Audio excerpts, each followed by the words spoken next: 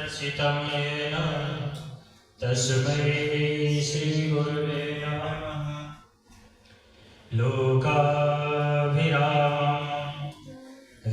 रङ्गधीरं राजीवनेत्रं रघुवंशनाथं कारुण्यरूपं करुणाकरन्तं श्रीरामचन्द्रं शरणं प्रपद्ये।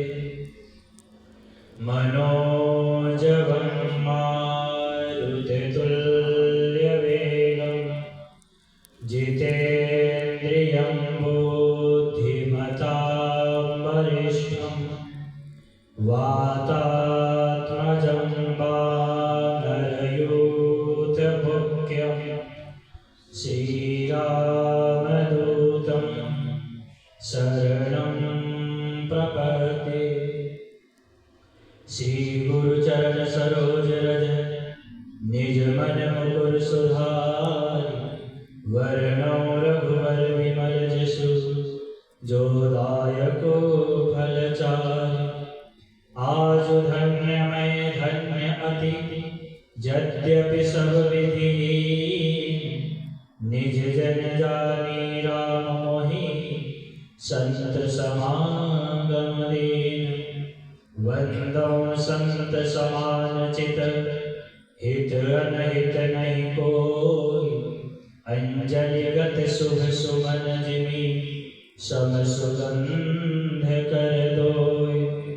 संत सरल चित जगत हित जान स्वभाव स्नेह, बाल विनय सुनि करि कृपा श्री राम चरण रति देहु। गिरिजापति गिरिजा गणेश शेष शारद श्रुति, व्यास वाल्मीकि पद पंकज नित ध्यान में।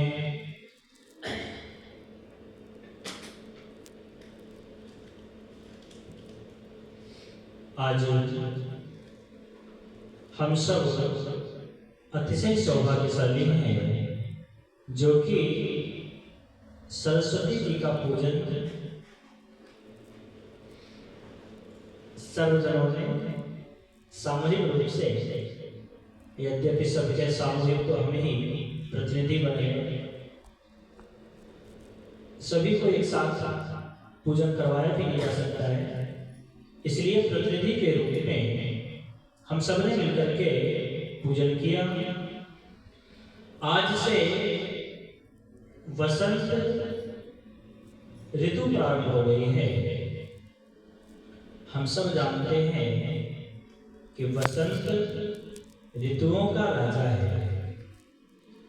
हमारे शास्त्रों में 12 महीना है, 6 ऋतुएं हैं, अर्थात 2-2 महीने की एक ऋतु है। नियम तो यही होना चाहिए कि 2-2 महीने की एक ऋतु होनी चाहिए, तभी जाकर के 12 महीने में 6 ऋतुएं संपन्न होंगी। ऋतुएं 6 हैं, महीना 12 है, लेकिन केवल वसंत ऐसा है जिसके पास 4 महीने का समय है। अन्य ऋतुओं में केवल 40-40 दिनों का समय है। केवल बसंत ऐसा है कि बसंत में 4 महीने का समय है। सबसे अधिक बसंत ही है। क्यों? क्योंकि वसंत ऋतुओं का राजा है। अब राजा प्रजा से टैक्स लेता है। वर्तमान की राजा लेडीज है, इसलिए स्त्रीलिंगवाचक प्रयोग हो रहा है।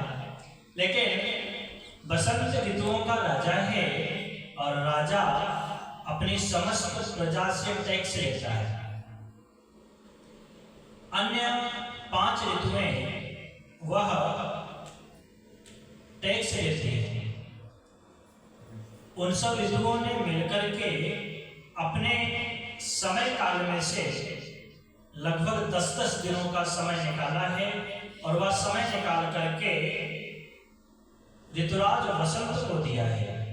इसीलिए बसंत के स्वयं के तो 2 महीना है ही और उसके अतिरिक्त 50 दिन अन्य ऋतुओं के टैक्स के रूप में लिए गए हैं।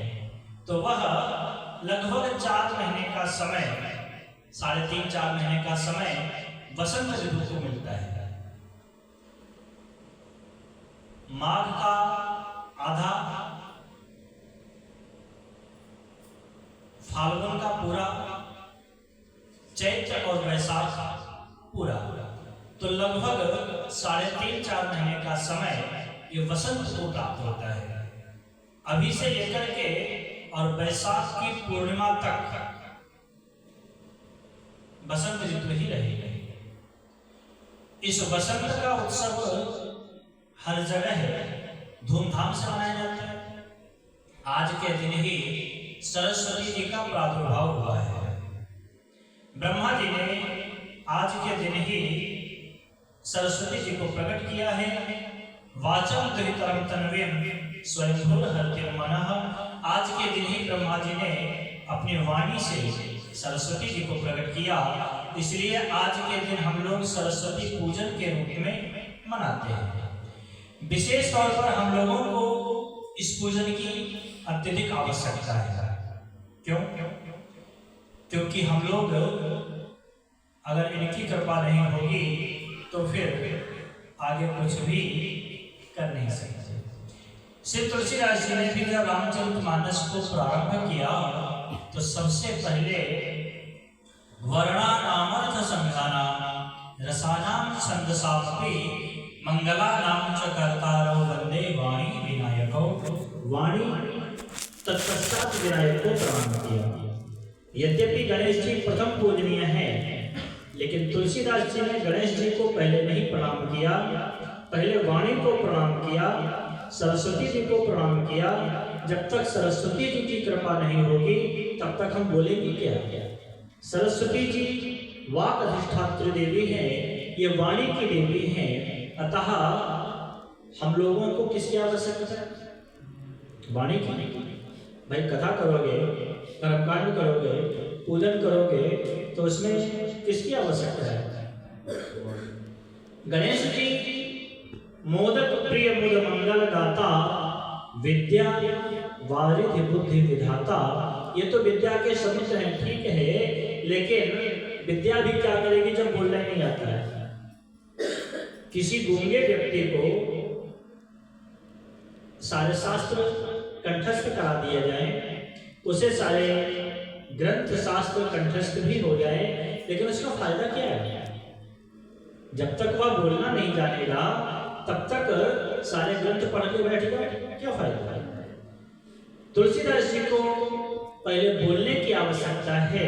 जब बच्चा बोलना जानेगा तभी तो कुछ स्तुति इत्यादि कर पाएगा। जब उसको बोलना ही नहीं आता है तब क्या स्तुति करेगा, क्या गाली देगा?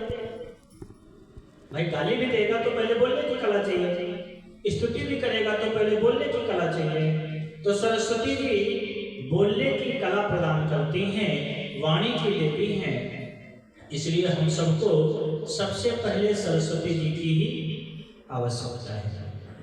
और जहाँ सरस्वती होंगी वहाँ लक्ष्मी स्वतः आ जाएंगी। लक्ष्मी सरस्वती के पीछे पीछे चलती हैं। सरस्वती जी आगे आगे चलती हैं। विद्या ददाति विनयम, विनयम ददाति पात्रताम, पात्रत्वम धनमाप्नोति, धनात् धर्मम ततः सुखम। विद्या विनय प्रदान करता है, विनय पात्रता प्रदान करता है, और पात्रता धन प्रदान करता है, धन से धर्म होता है, फिर धर्म ही सुख पहुंचाता है। तो सबसे पहले बोलने की ही कला चाहिए, विद्या चाहिए, तो यह सब सरस्वती जी की कृपा से ही प्राप्त होता है।